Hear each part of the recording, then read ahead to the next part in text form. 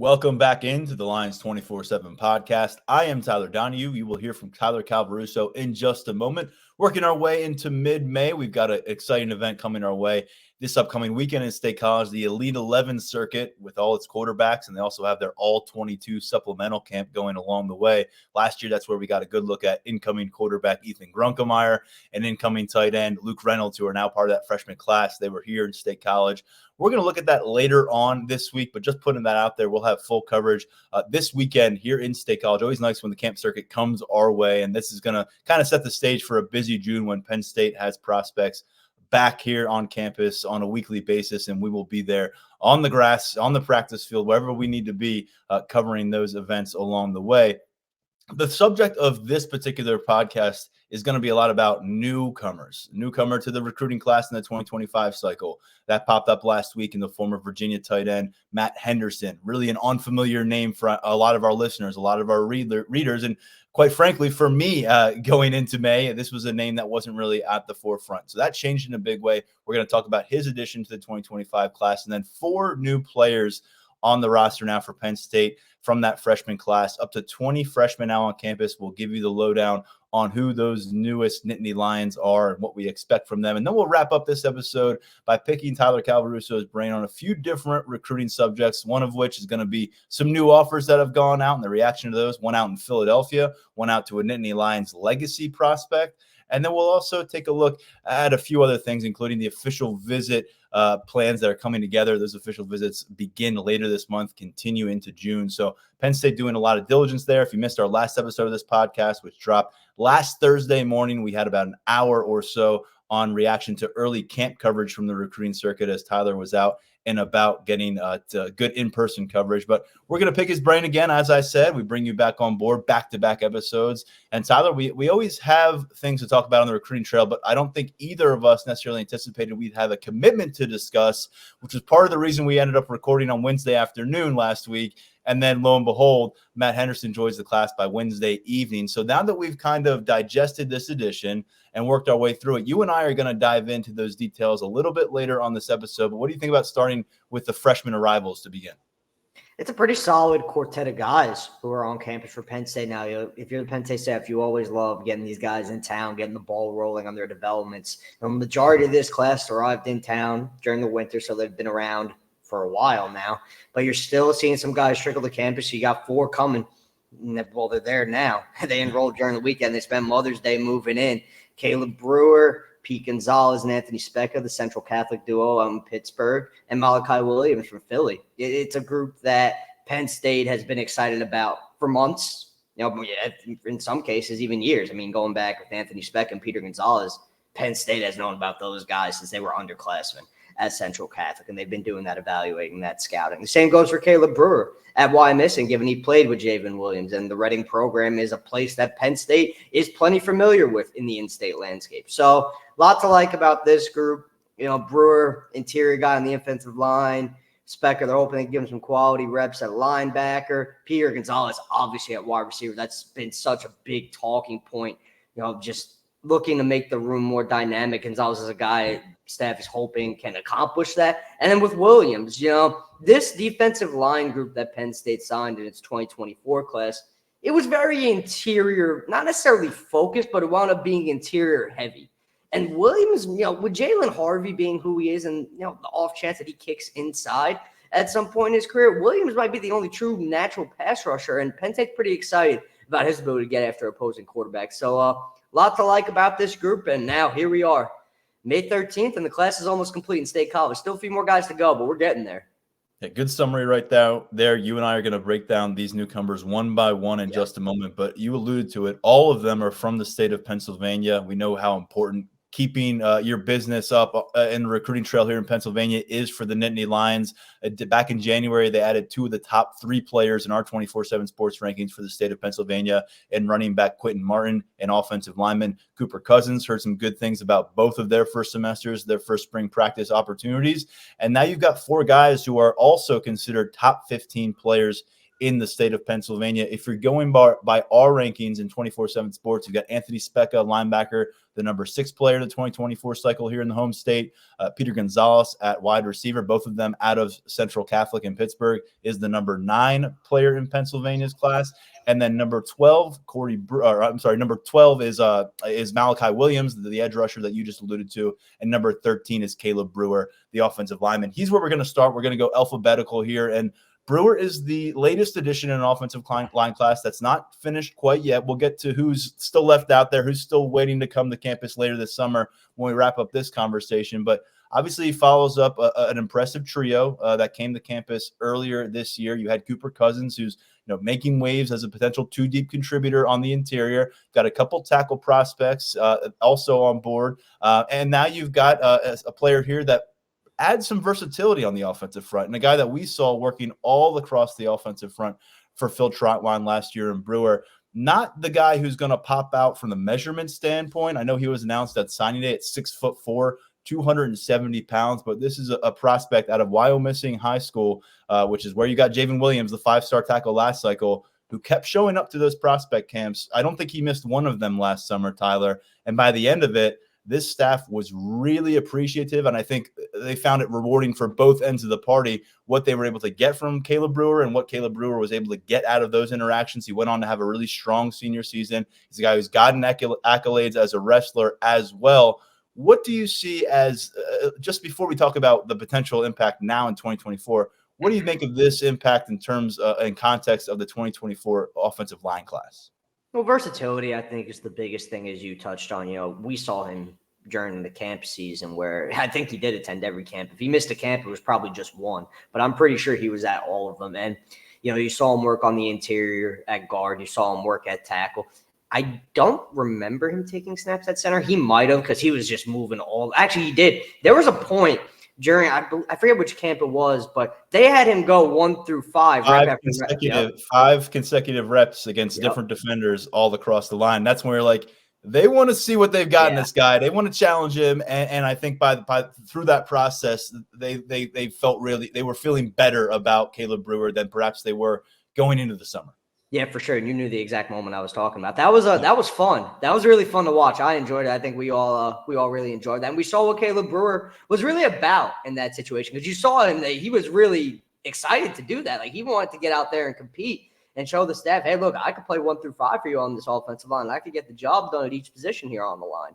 So I think the versatility is the big thing. You mentioned the wrestling background, and Brewer's a really tough kid. He always has been, and that's just how he plays the game. There are not many tougher guys out there than Caleb Brewer. He's a real grinder, and I think he's gonna be able to endear himself to his fellow offensive line teammates pretty quickly in that regard. Guy who never backs down for a challenge, and Penn State's pretty excited about his potential. I think anytime you can go and win an in-state recruiting battle like this, when you have some other big-time programs in the Big Ten sniffing around, it's important. And that's great from an optics perspective, but Brewer's a pretty good prospect in his own right, too. So there's going to be some on-field impact. At least that's what the staff is hoping for. Yeah, I'm still looking to lock down exactly where he's going to take his initial reps come August camp and when they get out there. But I think based on the projectables and where we have kind of pieced together this offensive line class, you can imagine an interior role making a lot of sense. He doesn't have those measurements that some of the other offensive tackles have in terms of the height and the length, and especially what we've seen them add during recent cycles from the transfer portal, from the high school recruiting at the tackle position, that kind of physical frame that they've looked for there. And then you look at the interior offensive line, and you got Alex Birchmeyer, who's got to campus last year. But it feels like right now with some of the additions that you've had in the last year and a half, 2 years, a little more skewed towards building that depth on the perimeter versus on the interior. And so I think that there's a fit here from a personnel standpoint for Penn State. And then from Brewer's standpoint as well, I think this is a guy that when he gets to campus and gets an opportunity to compete, you were viewing him more of a build-up prospect. We already went over. I'm sure he's in better physical condition preparing for his enrollment than what he was when he was listed at 270 pounds last year. We saw some footage of him moving in on Sunday and saying hello to Nittany Lions fans. He's a well put together kid, but I can't spot any any extra fat on this guy right now. And you're going to need a little extra fat to be a Big Ten offensive lineman down the road. And so to me, this is it's not a reclamation project from a physical standpoint, but this is a kind of a course that could take some time, maybe into next spring, maybe into next summer, to where he's really fitting in among Big Ten caliber offensive linemen? Yeah, I don't think you're going to see him on a 2 deep right off the bat. I think he's got some physical development, definitely just some bulking up to do, I would say. That's perfectly fine. He's already in good shape, like you just touched on. So it's not that, it's kind of break him down and build him back up kind of thing. It's really just, adding some more weight to be able to deal with playing on the interior or a tackle. Depends on, where he winds up fitting best when he gets to campus, or when he starts working out, rather, now that he already is on campus. So, I think once he gets that's more strength and just bulks up a little bit more, he'll be able to bang with those interior defensive linemen in the Big Ten. That's going to be a big thing for him. But I don't think it's going to be this year. And again, that's perfectly fine. These guys are going to develop. They'll try and he's going to be working with him behind the scenes. And hey, look, if he bursts onto the scene during fall camp and, there's a place for him on that 2 deep, so that'll be a pretty impressive story. And that would speak to Brewer's talent and his ability. But I anticipate this being a little bit more of a long-term play, and Penn State will get to work with Brewer, and I think he'll get where he needs to be. It just might not be soon. Yeah, and I think, Egan Boyer is also a guy we're going to kind of keep on the back burner this year. He's somebody who came to campus at sub 260 pounds as an offensive tackle with like a 6'8" frame. Garrett Sexton's a little more interesting because he was able to bulk up close to 300 pounds coming out of high school, and he's a top 24/7 recruit. But because of some injury recovery, he was not able to participate during the course of spring practices. So when you're talking about immediate impact offensive linemen, it's really right now feels like a one-man show, one-man story, a one-man narrative, however you want to phrase it. And it centers on Cooper Cousins. And to be frank with you, it's very rare to see any freshman offensive lineman be able to really come in and stake claim to a part of the offensive game plan. So stay tuned with Cooper Cousins. Beyond that, though, you've got Brewer, you've got Garrett Sexton, you've got Egan Boyer, as we'll get to in a moment. You've got Donnie Harbor making the move from Wisconsin later this summer as well. 2 guys out of Pittsburgh Central Catholic High School, 2 record-setting careers for them. We'll begin with the one on offense at the wide receiver spot, and Peter Gonzalez. He's somebody that I highlighted on our last episode of this show when we were nailing down who exactly was going to get to campus midweek last week.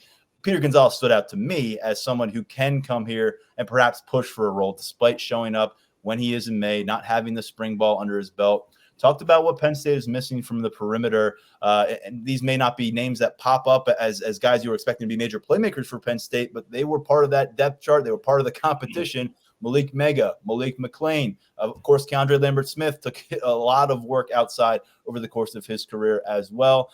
You throw in that Carmelo Taylor is no longer a member of this program. He was the only freshman who came to campus last year at the wide receiver position on scholarship, and he was also working on the perimeter. So there's some names that have been removed from the outlook at receiver. You put Peter Gonzalez in, and just to give folks the background on this one a little bit, Tyler, of course, back in 2022, leading up to his junior season, a guy who had already had a bunch of Power 5 offers, a lot of opportunity out there, suffered a pretty significant knee injury, ended up limiting him for much of his junior campaign, but really bounced back in a big way in 2023. We saw it firsthand on the camp circuit with him working for Penn State, specifically working extra with Marcus Hagans after a couple different camp sessions. Ultimately, Penn State was happy to slam the door, or I'm sorry, to slam the door wide open. I almost said shut. Slam the door wide open and say, come on in, get into this class. I think there was some concern maybe this time last year, Tyler, about whether Peter Gonzalez was going to have a spot in this class. So before we get to what he accomplished as a senior, which was a lot, let's look back to last spring, last summer, when there was general, questions about whether Peter Gonzalez was going to be a take. And he went out there and he kind of obliterated that notion. And James Franklin, Marcus Hagans made him feel like a priority. And that's the reason why he's enrolled on campus now, starting classes this Monday. So the biggest question looking back was probably his speed coming off the knee injury. I think Penn State and a lot of other programs want to see kind of not where he was at in his recovery, but how he was responding to, all of the treatment that he'd undergone. How is he going to run coming off a pretty significant injury, as he's still working his way back into form. And Under Armour, New Jersey is the camp where Gonzalez ran the 40 and really opened eyes. So it was this time last year. I believe last year was either like almost exactly a year ago, looking at the calendar right now. About like a year and like a week or two. He ran the 40 and he squashed any questions about his speed at that point. And that was kind of got the gears in motion here, because I think when Penn State saw that 40 time in bad weather, nonetheless. So it was a good 40 time in a torrential downpour. So I think that kind of tells you all you need to know about his speed I think that really solidified his standing with Penn State. And then, he gets back to campus in June with an official visit already locked in, and worked with Marcus Hagans on the camp field. And just those two meshed really well. So everything came together in kind of a 2.5 month span to where Penn State was able to get Gonzalez into this class. And I think that his best ball is definitely still ahead of him, because I look back to the injury that he suffered, and I look back at how well he's been able to work his way back from that and, really get back to the prospect that had him, he was highly touted early on, and he worked his way back to that status, in my opinion. I think that now that he, is probably 100% completely at this point, he's going to be able to take that next step, working with the Penn State staff, working with the strength and conditioning program to kind of just really become a different kind of player, the player Penn State thinks he can be. And if that occurs sooner rather than later, guess what? If you're Penn State, you have a legitimate weapon at the X on the outside receiver spot, maybe early in his career. I think it's going to take a little bit because, again, you got to keep in mind, he essentially did miss an entire year of his development. And he has looked good coming back from all that, like we just laid out. But that's still a year that you might have to make up in some way, shape, or form. Maybe there's an area of your game you wanted to fine-tune that you weren't able to fine-tune in that year off while you were rehabbing your injury. All of that, I think, plays into, kind of his timeline for getting onto the field. And again, if he takes the practice field and kills it during fall camp, especially given the state of the receiver room and, the big talking point with that room, just needing more production out of it. Tyler, how about the state of the cornerback room? That's true. That talk about a challenge to encounter right away. Good luck to him, because if he goes and kills it or even comes close to killing it, he'll be doing that against one of the top cornerback rooms in America. And I know that's a lot to say because they just lost 3 essential starters, but it's going to work out for this cornerback room. They have the goods, and these receivers are going to have to deal with them in August. No, I'm glad you said that, because that plays into it. A lot of guys, they could go out there and they could go against the 2s or the 3s, and that's all well and good. But Penn State's cornerback room, not only are the top guys so talented, you've got a ton of depth there at that position too. So you would be going out and getting the job done against guys this Penn State staff is really, really high on. And hey, look, these guys are going to be factoring in to Terry Smith's cornerback rotation. So if Gonzalez can accomplish that during fall camp, Penn State might have something on its hands during his true freshman season. Is that something I'm anticipating? Not necessarily. I don't want to make that leap and say that, because I think, again, like Brewer, maybe this is a little bit more of a long-term thing, but I think Gonzalez is going to be a guy for Penn State at some point, whether it's right away or a year or two down the road. I think he's going to be a guy, and I've kind of felt that since I watched him run that 40 in Jersey and watched him catch passes that day, and he did a pretty good job, again, in some bad conditions. So I think the long-term potential here, I think it's definitely there. It's been a while since we saw a true freshman receiver, shake things up and really enter the rotation or enter the starting lineup, from game one on. And that's 2020, which was a totally different landscape because of COVID, and there wasn't a lot of practice. But Parker Washington, Keandre Lambert-Smith were the two guys who were able to do that. I believe Parker Washington was a game one starter as a true freshman. Keandre Lambert-Smith was in that starting lineup by season's end as well. And so, you got a bit of a gap there. The 2022 class, you saw Amari Evans burn his red shirt. The other 4 guys didn't. We're still waiting on that class to really show up. The 2021 class didn't really pan out for you. The 2023 class was just the Carmelo Taylor show, and he's no longer with the program. So they're kind of due for a bit of an immediate impact situation at receiver. And this is a team that, unless they pull off a bit of a surprise, I think at this point on the calendar, and they're able to go and bring in a receiver who's ready to contribute, someone who's already done it at the college level, then that could change things further. But in terms of newcomers right now, you got 3 guys on board, Tyler. You've got Julian Fleming, who started 20 games at Ohio State, but has plenty to prove at this level of football. And you got Josiah Brown. Speaking of injuries, he didn't have a senior season. He's still working his way back. So how long does it take him to really get Big Ten game ready? I mean, is that something that's even feasible here in 2024? It might be a long shot. And then someone I know we're both high on. We've been high on him for multiple years, and I think a lot of fans out there are curious about Tyseer Denmark. We're still waiting for him. He's going to be part of the conversation we'll have a little bit later in this podcast about who is yet to arrive on campus. But in terms of who's coming to campus, like Peter Gonzalez, because of the position that he walks into, because of the momentum that he carries, he's got a physical frame that you like, 6'2", 205 plus pounds, someone who has room to add to that. I think if he can be aggressive on the field early in his college career, not come to campus and kind of be content to wait in the wings and watch other guys go after it. If he can have an aggressive August and be someone who can go up and get contended passes, be a bit of a playmaker out there, then I think the door could be open for him. And especially when you look at some of those September matchups where you're expecting lopsided Nittany Lions victories and maybe the door being open for some of the younger players to get some run. Peter Gonzalez, I think, is within striking distance there. His teammate, Anthony Speca, enters a linebacker room where there also are some depth concerns, especially as we mentioned last episode with Keon Wiley being out for a significant period of time with an injury. And so Speca comes to town.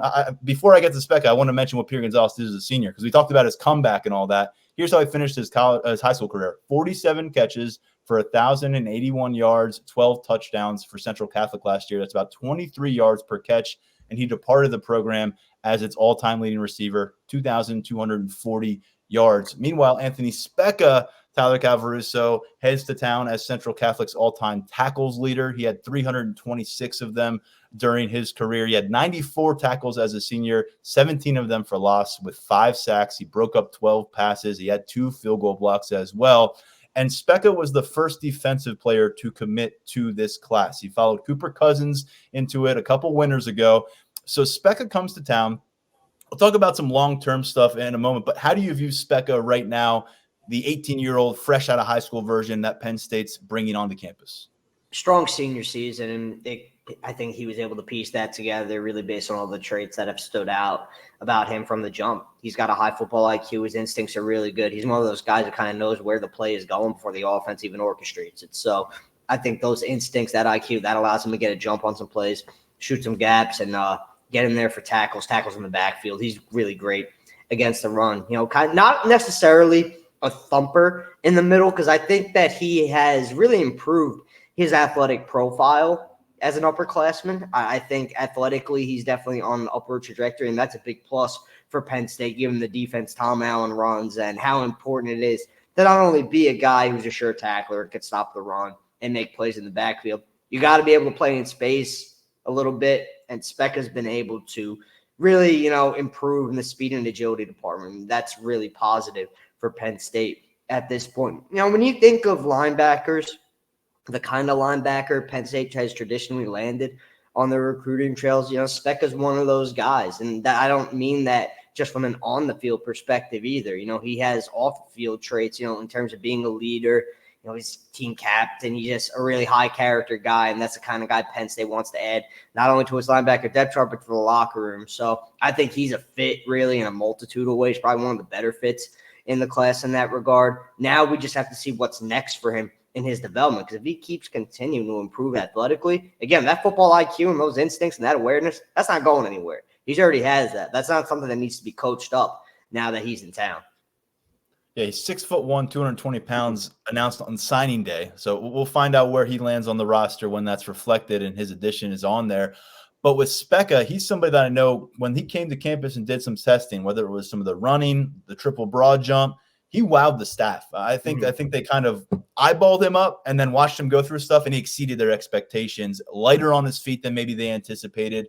And I mean, you can see that when you can have the athleticism, which was described to me by a staff member as sneaky, when you can have that athleticism matched up with kind of the relentless, instinctual way that he plays football, which you can rack up a ton of stats in high school if you play that way. You can get 300 career tackles.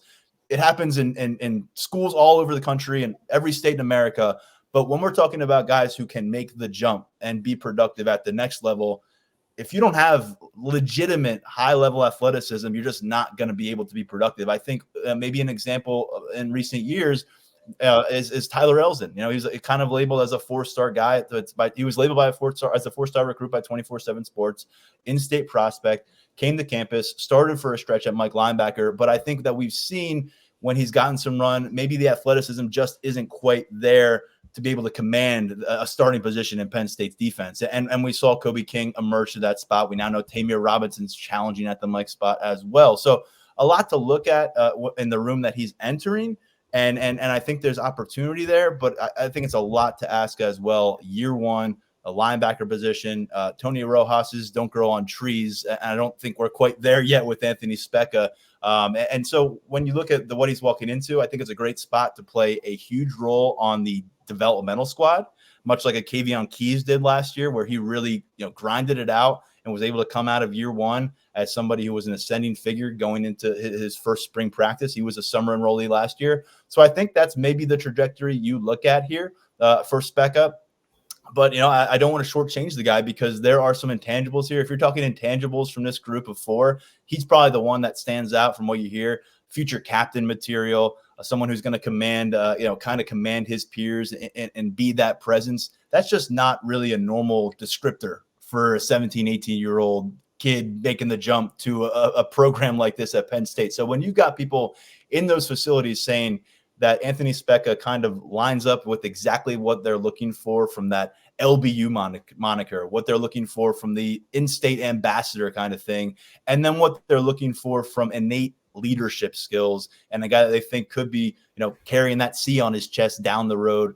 I think there's just a lot more to like about Anthony Speca than what may meet the eye. And this is really kind of a fireworks-free linebackers class, I feel like. You had Kari Jackson come in January. He was coming off an injury that cost him almost his entire senior season up in Michigan last year. And then you've got Anthony Speca, who comes in, one of the top 10 players in the state of Pennsylvania, but not crazy high rankings at his position nationally. I think he's the number 45 linebacker overall.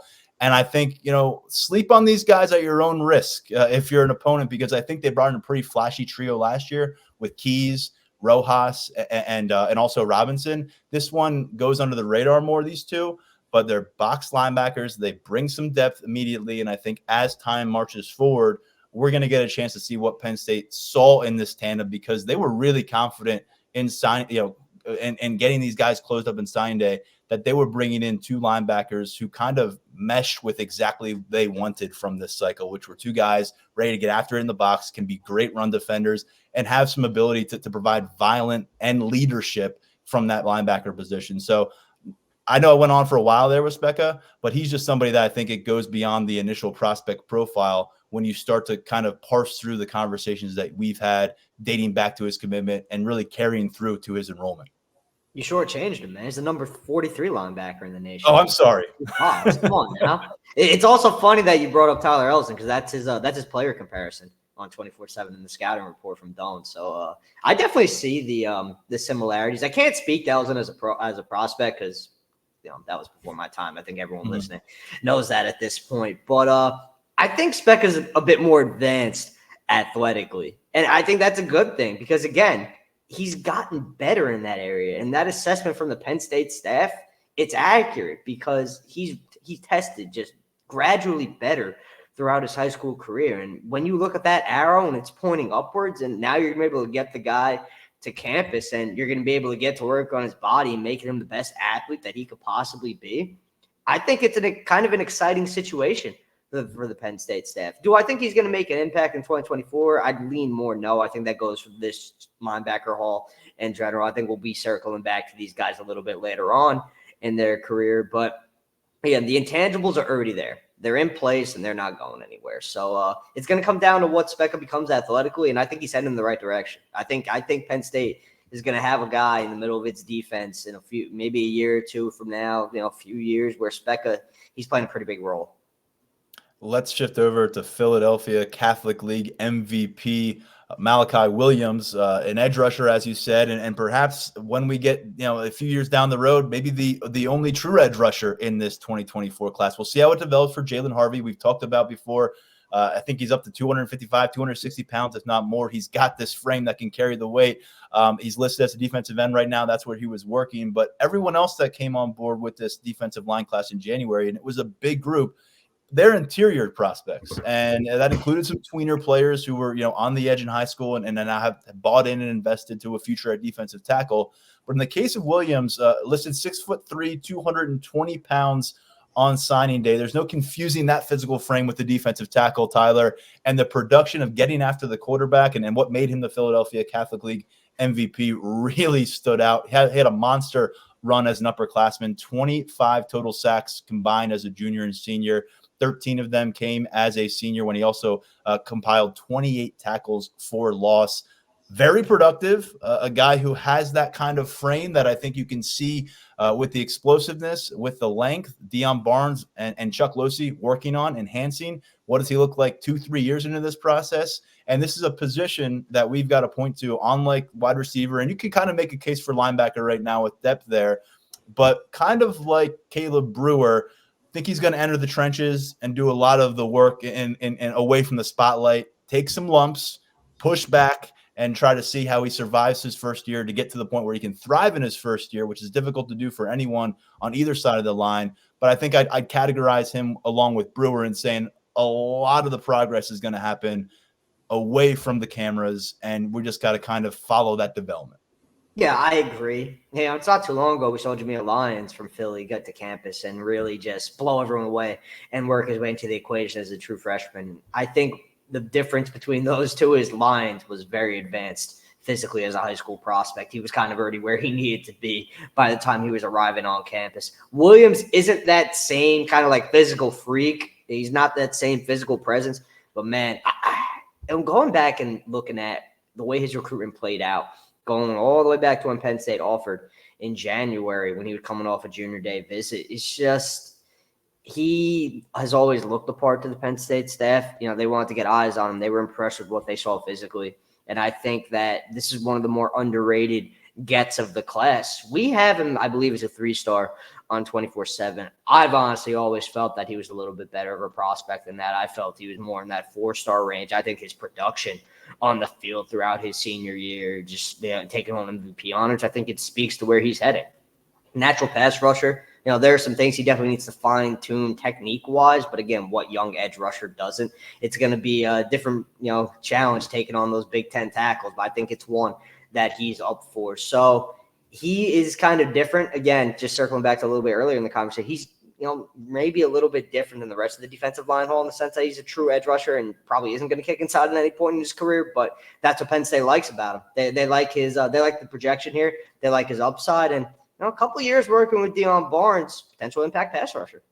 Yeah, Deion Barnes, a Philly native himself, has done some really good things with this room in a short period of time, and adding one of that area's best here in Malachi Williams. So there's your 4 players who just got to campus over the weekend. As you mentioned, they spent Mother's Day saying their goodbyes to mom, which is not an easy thing, but now reality starts to set in. You got to show up to class, and as Franklin says, get in the first row, show up 15 minutes early to class.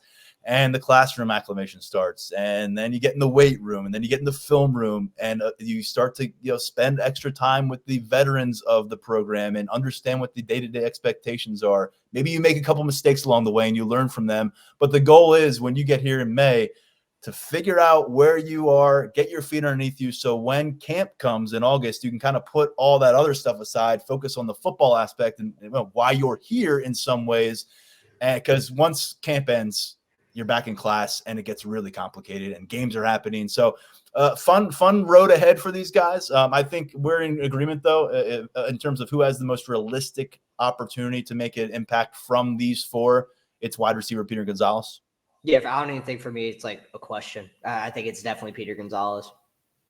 Yeah, I'm with you. For reasons we went over. And just quickly, there are 5 more players to get to campus later on this summer. That includes a couple out of Catholic Memorial up in Wisconsin, and running back Corey Smith and Donnie Harbor, an interior offensive lineman. You got the big safety out of Baltimore, Maryland, and DeJuan Lane still coming to campus. Wide receiver Tysier Denmark out of Philadelphia, who they pursued for multiple years. And then another Philly prospect out of Imhotep Institute, like Denmark, Kenny Wosley, who I know this staff is really high on at the cornerback spot. So just quickly, forecasting a little bit, we'll talk about these guys when they do officially make this move and join the team. But I listed the 5 guys. Is there one on that list that you think can kind of toss their hat in the ring and maybe make an immediate impact, even though they're going to be further shortchanged on the kind of road that leads up to kickoff?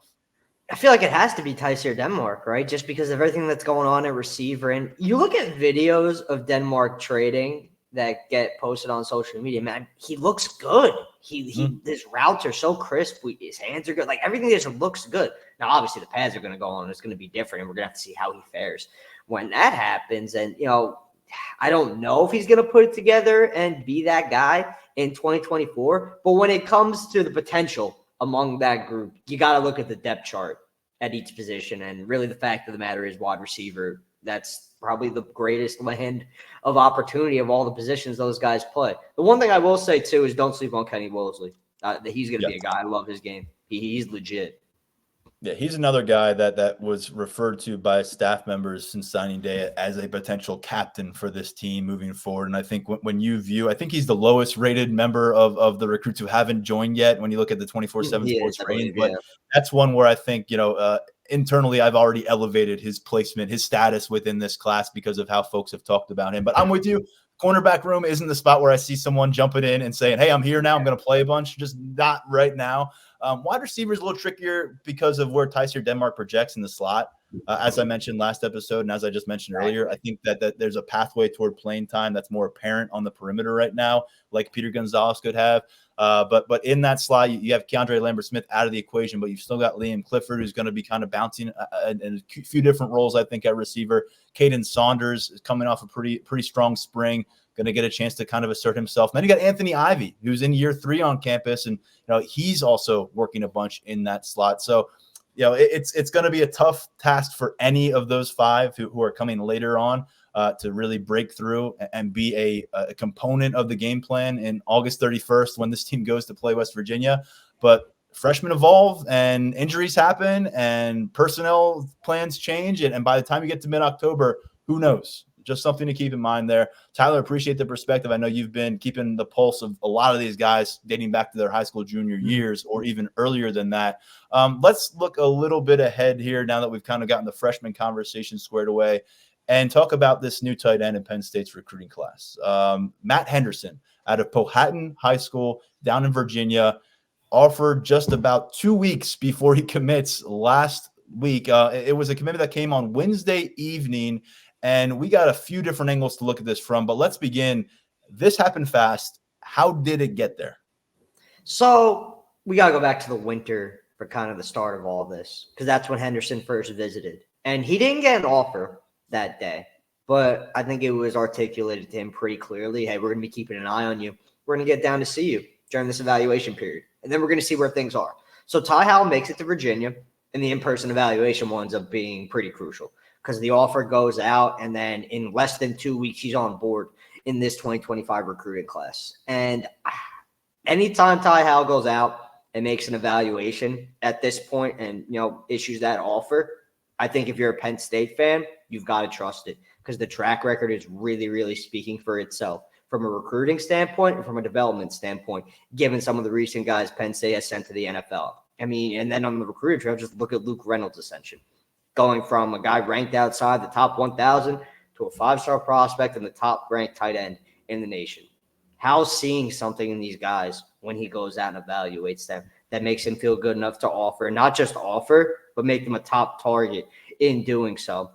And once that offer went out, I wasn't quite sure what exactly was going to come of it in terms of timeline, because, there are names on the tight end board who we're going to get into a little bit later. They were, more established on the board. They've been around longer. And then Henderson's a newer name in the equation. So how does he fit in? We got that answer in short order. Penn State prioritized him pretty, quickly. Once that offer was issued, it was all go in terms of bringing him on board. And Michigan State looked like it was going to be a pretty stiff challenger to Penn State to land Henderson. But at the end of the day, State College was where he wanted to be. So that's how this one came together in the manner that it did. I thought originally it might play out until June when Henderson got to campus for his official visit. He was originally slated to visit during the weekend of June 7th. Then he was going to visit Michigan State on June 21st. That's off the books now. That won't be happening. He's going to be getting back to Happy Valley on June 14th along with the rest of the commits. So I think it's a good get. I really like the upside here. I think if you take pieces of Luke Reynolds, Joey Schlaffer, the 2023 signee, and Tyler Warren, you get Matt Henderson. You get a 6'5", 210-pound prospect who caught 66 passes for 1,043 yards and 14 touchdowns as a junior. Very productive. I love something he told Brian Doan. He's going from a town to a stadium that is going to be 5 times more the capacity of his hometown in Beaver Stadium. So a nice find down in Virginia out of Powhatan. And look, we talk about the tight ends that Penn State's been involved in, and some of the elite of the elites in the country, and they've landed a lot of those guys. They've also had moments where they've been a little bit of ahead of the curve, and I think if you're a Penn State fan and looking at the offer list here, you're anticipating that's the case with Penn State. Other Power 4 offers for Henderson: Pittsburgh, Virginia Tech, Maryland, Syracuse. You mentioned Michigan State. I'll note that other offers include a couple Ivy League opportunities from Yale and from Harvard. But this wasn't exactly Penn State going toe-to-toe with other college football playoff contenders for a top tight end in the country. We'll see if this is the kind of gem that Penn State certainly believes that can be. What do you make of it, though, when Penn State has a lot of targets out there at the tight end position with a lot more clout on the recruiting trail, and yet they see a guy here, he's ready to climb in, and they tell him to dive in? It probably speaks a lot about how they're evaluating him, and additionally, maybe how they're sensing other recruitments are going at that spot. What do we need to know overall at tight end right now? I think it's more about the evaluation, because if you look at Henderson's physical profile and you look at where he's at from a testing perspective, he's already running, I believe, in the 4.6s. So he's matching guys like Reynolds, Warren, Schlaver, where they were at that point in their development. So he checks all of the boxes in that regard. Then you put on the junior season film. That was his breakout season. He battled some injuries as a freshman in 2020. I believe it was a collarbone. Sophomore year in 2022, you see some of the raw potential. It's still kind of coming. He catches about 25 passes. Then junior year, he catches more than 70 for more than 1,100 yards and 14 touchdowns. You see the athleticism, you see the size, and he uses it well. You see the fluidity, and he still has so much potential to tap into, I believe. So I think it's more of an evaluation take than, kind of tea leaves with other recruitments and other guys who are high on that Penn State board. Andrew Olish, he's going to be back for his official visit during the weekend of June 14th. And I think Penn State's still in a pretty good spot there. It's been so busy with him, with all these SEC programs jumping in, Michigan jumping in and making a pretty big push. But I think, we circle back to Ty Howell's involvement in all this. His relationship with Howell is in such a good place, probably the best of any assistant involved in his recruitment. So I still like Penn State for Andrew Olish. And then you have Brody Lennon from Ohio, who is going to be making, at least I got the chance to catch up with him late last week. He told me he's going to be traveling to State College for that Elite 11 All-22 this weekend. Don't be surprised if he pops up on campus either before or after for a visit with the staff. He's pretty high on Penn State. So that's another guy who got an offer a little bit later in his process. He was a winter offer for Penn State when he visited for a junior day. Returned to Penn State twice during the spring, and that kind of speaks to his level of interest. Has that official visit locked in for the weekend of June 21st. Going to be checking out Pitt. Going to be checking out Kentucky during official visit season. So you look at some of the competition. It's probably one Penn State could win if it really, really decides it wants to ramp things up and push. Lincoln Cure, we've discussed him a bunch throughout the cycle. As of right now, I believe his official – I wrote about this last week after the Henderson commitment. As of right now, I believe his official visit from May 31st through the June 2nd is still in the books, but there are some people familiar with his recruitment who are kind of iffy on whether that official is going to take place as originally scheduled. So we're going to have to get some clarity on that in the coming days and weeks. But Henderson, man, I think this is going to be a player Penn State fans should be pretty excited about. Again, anytime Howell wants to go on a limb, make this evaluation, offer and welcome a guy into the class before he's even ranked, I think he's earned that right. Now I'm curious if we get a chance to see him out and about on the camp circuit in the upcoming weeks and months. Does his star ascend? I know that he just had a little bit of a ratings bump from 247 Sports as they got a chance to dive into his junior film a little bit more off the Penn State commitment. He got bumped up to a high 3-star grade of 88. Our 247 Sports Rankings Council came away with some similarities to Luke Reynolds in terms of his perimeter presence, his ability to really go downfield, coordinated as a route runner at that size and flash exceptional body control and come down with the football. What the question is, like it was with Luke Reynolds, is going to be, can he develop those inline tendencies? It's hard to project right now when he's under 220 pounds, still has a high school year ahead of him, but nice basketball background, averaged a double-double on the court this past season as a junior. So a lot to like about the athletic profile. I don't know if they found another Luke Reynolds. I don't know if that's possible in back-to-back classes, but very clearly they're ahead of a lot of the national brand names with this tight end. It's a guy who's in, you could say your recruiting footprint, but not in your backyard. So this shapes up to potentially be one of the more impressive evaluations for the Nittany Lions staff, and a guy that they had been keeping tabs, getting to campus. And when the time was right, they did not have to wait long to get him on board. Tyler, when we look elsewhere and continue to kind of work our way through tight ends, Brady O'Hara is always the name I got to circle back to. He's in this class too. I think he's listed as a jumbo athlete right now. Just clear the air on him a little bit for us before we move on from the tight end room. I think it's more likely that he winds up playing tackle than tight end at the next level. And I think the tools for him to be a solid tackle prospect are there. I think as he continues to grow, that's probably going to be his home on the next level. So if you're looking at this tight end class that Penn State has, you could probably consider Henderson the first real true tight end take of the cycle for Penn State. Let's you and I get into some official visit conversation, and it's a week-to-week, day-to-day thing as these plans are being made and ironed out and then changed in some aspects. But we're creeping up towards it. We're going to get some late May into June official visits here at Penn State. Always an interesting time where you'll see a lot of guys enter the final stretch and come out of official visits and be ready to announce a commitment to a program. So with that in mind, I wanted to review some of the more recent names that have popped up as planning official visits or confirming them. And we'll start with a couple defensive backs out of Florida. The first is Max Redmond. You had a story up on him out of West Palm Beach's Cardinal Newman High School, a safety prospect. I don't know. He's listed as a safety on our board at 247 Sports. You can correct me if I'm wrong on how Penn State views him, but he will be making the long-distance trip north to use an official visit. Yeah, he's planning on that. He told me actually he's going to be talking to the staff again today. It's either going to be the weekend of June 14th or the weekend of June 21st. He's not quite sure yet. But, that safety board is still coming together. Jadon Blair and Kenoa Winston are the names at the top, as we've touched on plenty throughout the cycle. And Redmond, he has some skill set that Penn State likes. I think Florida State is the school to beat for Redmond. Noles have a crystal ball pick in their favor, as a matter of fact. So I think that kind of tells you where things are at. But he's a good player. If you throw on the tape, his junior season production was solid. He's a physical guy. He's not afraid to hit you, and he's pretty solid in coverage as well. So, you got to keep in mind here. Redmond I believe he got his offer from Penn State in December, I think it was. It was a winter offer, and Tom Allen is no stranger to recruiting down south and recruiting in Florida.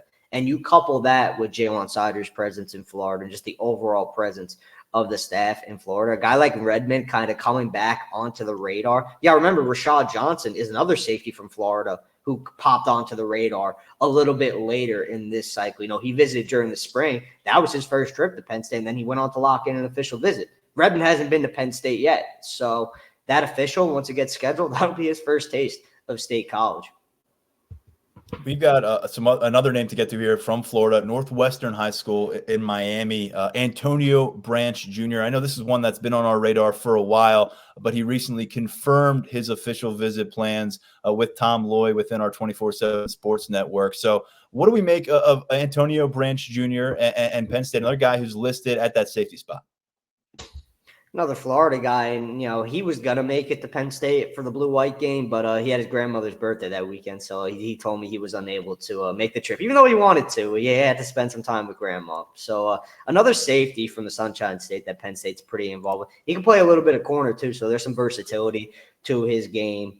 I think Branch, him coming to campus so early, we'll probably get a pretty good read on where he's at in his recruitment. But solid prospect. No, he hasn't come up a ton as compared to some of the other DBs on the board, but he talks to Penn State, he talks to Anthony Poindexter plenty.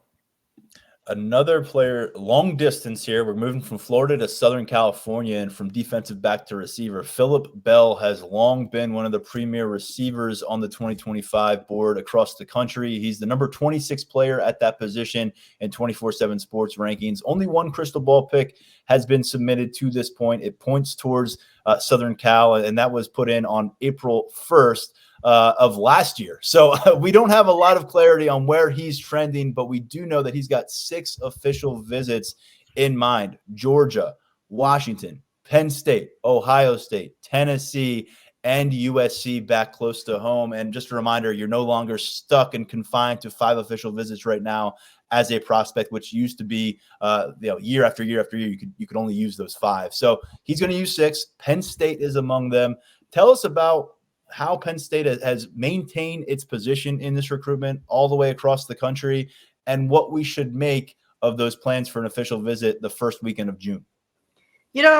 his relationship with Marcus Hagans is pretty good. I think he just likes, based on some of the feedback we've gotten on his recruitment, it just seems like he likes the overall vibe at Penn State, and he likes the program. I know he has spoken highly of James Franklin in the past. So anytime, you take a liking to a head coach, that's going to play a pretty big part. But Hagans has prioritized Bell really early throughout his recruitment when Hagans arrived in State College. I mean, he's been out to the West Coast to visit Bell and Mission Viejo. So he's been around. He's gotten that FaceTime with him. He's met with the family. He spent time with Bell's mother. He spent time with Bell's stepfather. So he's been forming those close personal relationships. And I think that is a big reason why Penn State has been able to stick around in his recruitment and get this official visit on the books for June 7th through 9th. I think that when he gets to campus, it's going to be a legitimate opportunity for the staff. It's going to be tough. I think you kind of need to note that with every guy from the West Coast. It's not going to be an easy pull. The first step is getting them to campus. That's going to happen here. So win for Penn State in that regard. But where do things go from that point on?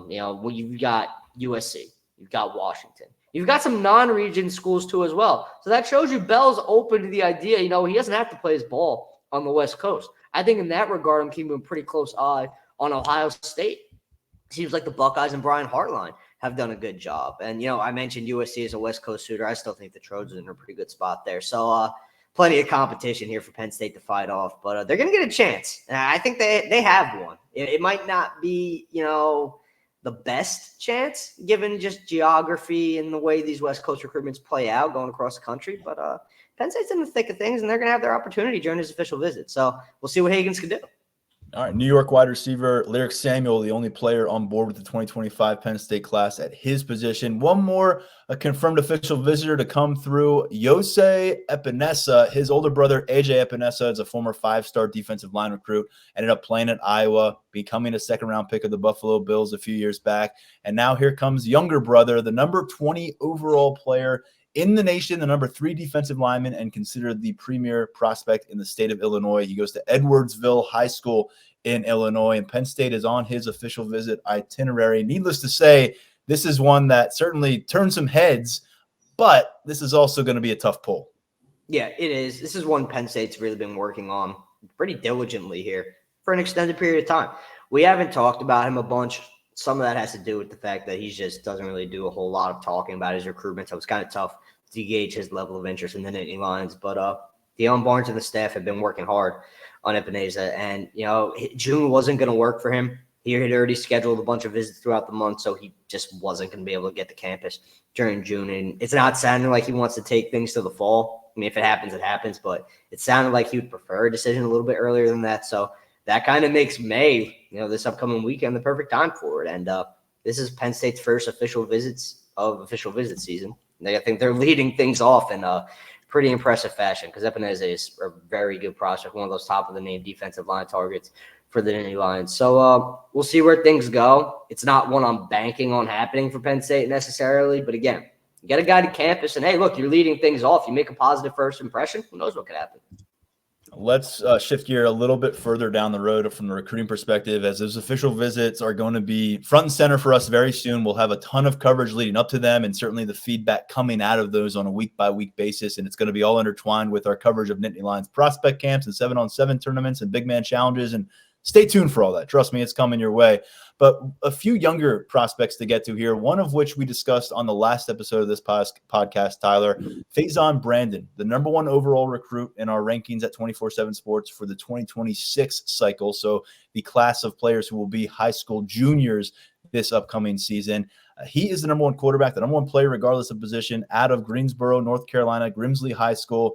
And he told Anna Adams, who is our national recruiting analyst, one of our national recruiting analysts within the network, that Penn State is on his list. July 27th, he'll be making a late summer visit before he settles in for his own preseason camp, following up trips to Tennessee, Ohio State, LSU, Alabama.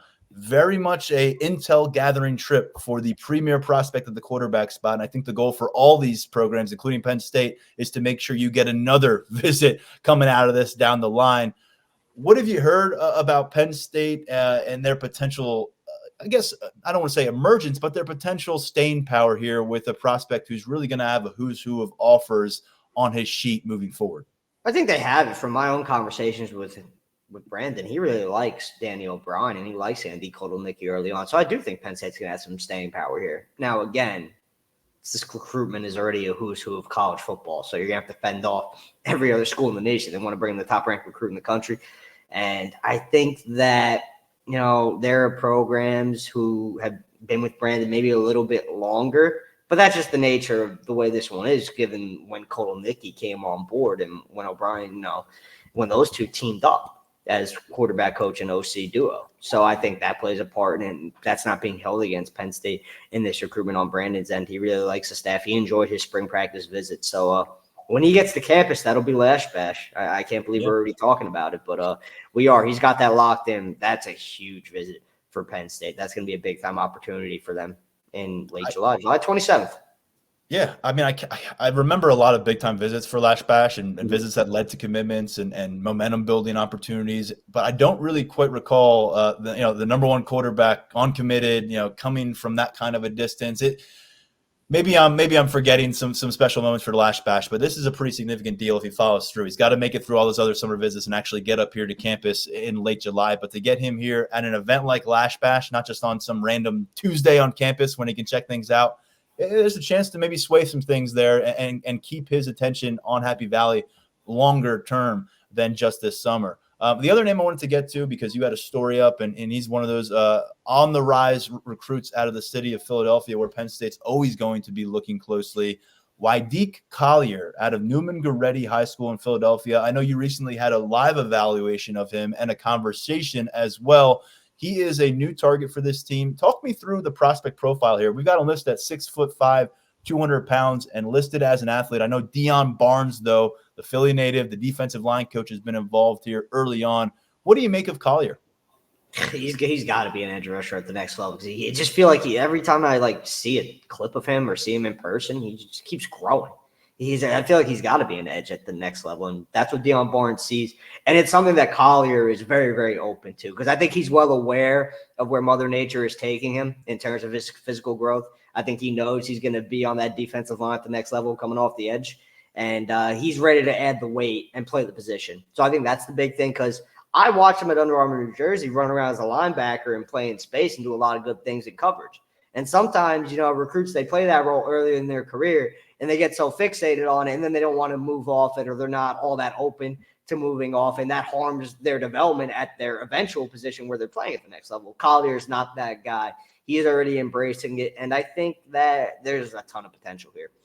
I saw him retweet something after he got his offers. I don't know who the original tweet came from, so kudos to whoever tweeted this, but he's a walking offer. He just fits that he fits that physical profile. He definitely, talk about looking the part, YD Collier looks the part. Because even though, he's 6'5", 200, so there's still plenty of weight from the head, you could see the length that he has and the frame that he has.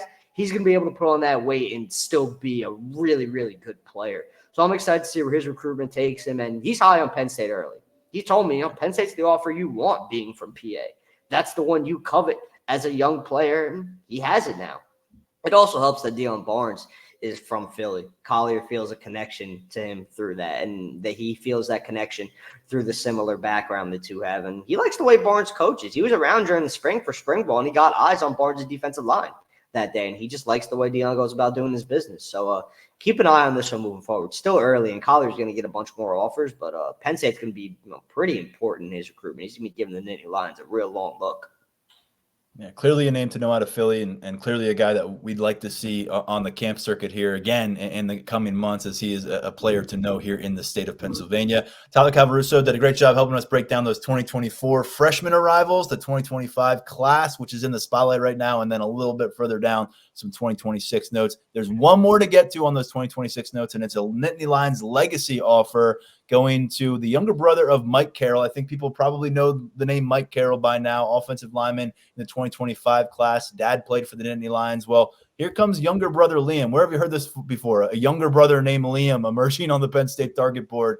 What do we need to know about the younger Carroll brother and the potential for this being something brewing down the road for Penn State? And I guess while we're there, where do things stand with Mike Carroll? I think you recently mentioned that Michigan and Alabama have put themselves in a good spot for his recruitment, which is obviously a little bit ahead right now as he's going to be signing come December. It's a legit offer. I know Liam Carroll's a 2027, but he's got some tools, man. I think Penn State saw that when he visited along with Mike during the winter. I almost said spring. I don't even know when at this point, but he visited during the winter, and those two had a great time on campus. The one thing that Michael Carroll has been very consistent in saying throughout his recruitment is every time he visits Penn State, it's very apparent to him that the staff does everything in its power to make him feel at home, and they go the extra mile to make him feel at home. So it's not just feeling at home because his dad played there and he's so familiar with the program through that. He feels it through this staff. Bama and Michigan, it's going to be tough. It's not going to be easy. Bama's done a really good job. Michigan has been in Carroll's recruitment, feels like forever now. Wolverines have done a really good job there, even with all that staff turnover. The constant there has been Sharon Moore. Now Sharon Moore is the head coach. That was the guy Carroll was closest with, so that's notable. But Penn State's still right there. I think during that, we've seen it so many times where a prospect, in this situation, an in-state legacy prospect, is kind of trending maybe elsewhere or, really looking more elsewhere. Then he gets back to Penn State and takes that official visit, and it kind of like centers him, and he remembers, why Penn State was so high on his list in the first place and why Happy Valley is a place that he wants to be. I think that's a desired outcome for Penn State here with Carroll, and I think the Nittany Lions do have a chance to get this one done and get Carroll in the class. But Bama and Michigan, man, it's tough. It's a real dogfight between these three schools right now. And Clifford, as you said, 2027. So a long way to go there. A guy who could end up at a couple different positions still down the road as he continues his high school career. Wide receiver, defensive back, a lot of size to like about him. He could grow up into a second level player. So somebody to keep tabs on there. Whenever there's a legacy offer, worth paying attention to. And when they've already offered the older brother and he's still in play, it's doubly more important. So appreciate the perspective on all of this, Tyler. I know you have a lot more at Lions247.com and whatever is happening in the world of recruiting in the coming days. And as I said, we're back on the camp circuit this week. We'll have some coverage from here and there as well. There'll be some Baltimore camp. There'll be State College camp. So a lot coming your way right now. Appreciate it, man. Anything that we should be aware of coming to the site for you in the upcoming days? Just look forward to our camp coverage. If you're a subscriber, even if you're not a subscriber thinking about getting on board, we're going to have a lot coming up with all this camp coverage. And it's great. I've always talked about it here. I love getting out and covering these events and getting FaceTime with these guys. I think it's so valuable, and you get to know them on a more personal level. So that's always fun. And you learn more about their interest in Penn State. So we've got more coming on that front, and then plenty of more notes throughout the week as well.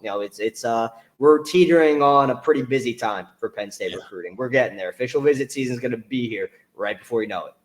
And Tyler Calvaruso, always up to the task. We'll be ready to support his coverage in whatever way we need to do it here on campus and beyond. And you can catch it all at Lions247.com. 30% off an annual VIP subscription if you want to get in ahead of what's going to be a very busy stretch of time for the recruiting portion of our coverage. Do that now. Take advantage of that offer. Talk to you soon, Tyler. Thanks, man. Appreciate it. That's going to do it for this episode of the Lions247 Podcast. As always, big thanks to Tyler for hopping on with us and breaking things down. We'll get back to you with a second episode later this week. More perspective on Penn State football, some new topics, new conversations. Whatever happens between now and then, you can read about it and learn about it at Lions247.com. And if you're a member of our community, you can talk about it with plenty of other Nittany Lions fans over there on our message board. For now, stepping aside, I am Tyler Donahue. This has been the Lions247 Podcast.